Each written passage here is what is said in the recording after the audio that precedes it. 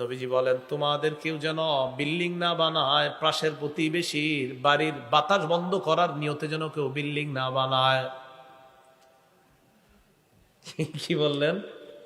হ্যাঁ, পাশের বাড়ির ওই ব্যক্তির বাতাস বন্ধ করার জন্য তোমাদের কেউ যেন প্রতিবেশীর পাশে যেন এত বড় বাড়ি না বানায়। ফাতাহজিবানহু রিহা, তার বাতাস বন্ধ করার জন্য। ওয়ালা তাস্তাতিলু আলাইহি বিল বুনয়ান ফাতাহজিবানহু রিহা ইল্লা বিইজনিহি, প্রতিবেশীর অনুমতি ছাড়া এত বড় টাওয়ার বানাইবা না যার কারণে তার বাতাস বন্ধ হয়ে যায়। হ্যাঁ, প্রতিবেশী যদি অনুমতি দিয়ে দেয় তাহলে ভিন্ন কথা। প্রতিবেশী অনুমতি দিলে ঠিক আছে, অনুমতি যদি না দেয় তাহলে কিন্তু বাতাস বন্ধ করা যাবে না। নবীজি বলেন, আমার উম্মত বাতাস খায়, এই বাতাস এটা আমার উম্মতের হক, আমার উম্মতের এই হক তুমি তার অনুমতি ছাড়া নষ্ট করতে পারো না। এরপরে কি কয় দেখেন, তোমাদের কেউ যদি ফল নিয়ে বাসায় আসো, ওয়া ইন ইশতারাইতা ফাকিহাতান ফাআহদিলা, ফল নিয়ে বাসায় আসলা, প্রতিবেশীর সামনে দিয়ে ব্যাগগুলা সুন্দর মতো নিয়ে বাসায় ঢুকলা, আর প্রতিবেশী দেখলো তোমার ব্যাগের মধ্যে ফল। নবীজি বলেন, প্রতিবেশীর জন্য ফল হাদিয়া পাঠাও। আর যদি ফল হাদিয়া পাঠাইতে না পারো, ইল্লা ফাদখিলহা সিররা, তাহলে ফলগুলা ঘরে গোপনে ঢুকাও। ফলগুলা ঘরে, কথাগুলা গুরুত্ব দেন, এগুলা স্বাভাবিকভাবে নিবেন না। ফল নিয়ে সামনে দিয়ে দেখাই দিয়ে নিতেছ। রসুল বলেন, যেহেতু দেখায় নিছো, পাঠাও, হাদিয়া পাঠাও। না হুজুর, আমি হাদিয়া দিব না। রসুল কয়, তাহলে গোপনে ফল ঘরে ঢুকাও, যেন বুঝতে না পারে তোমার ব্যাগের মধ্যে কি চাউল না ফল। এরপর রসুল যে কথাটা বলছে আপনি অবাক হয়ে যাবেন। বাচ্চাদের হাতে ফল কাইটা দিলে বাচ্চারা দৌড় দিয়ে বাহিরে অন্য বাচ্চার সামনে আসে কিনা?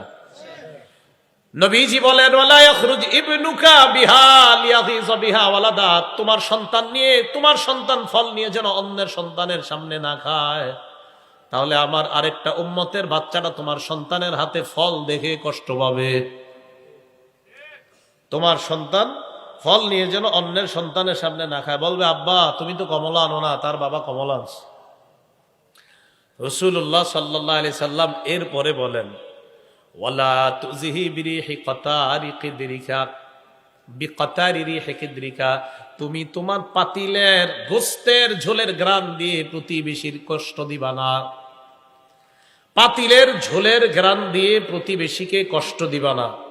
গুরুত্ব দিয়ে শোনেন কথাটা, তোমার পাতিলের গোশতের ঝোলের ঘ্রাণ দিয়ে প্রতিবেশীকে কষ্ট দিবা না। মানে রসুল অন্য বর্ণনায় বলছে, গোস্ত যদি রান্না করো, ঝোল বাড়ায়া দাও, তোমার প্রতিবেশী যেহেতু ঝোলের ঘ্রাণ পায়, আর ঝোলের ঘ্রাণ এমন এক জিনিস, এটা কার না খাইতে মন চায়? আপনাদের মন চায় না?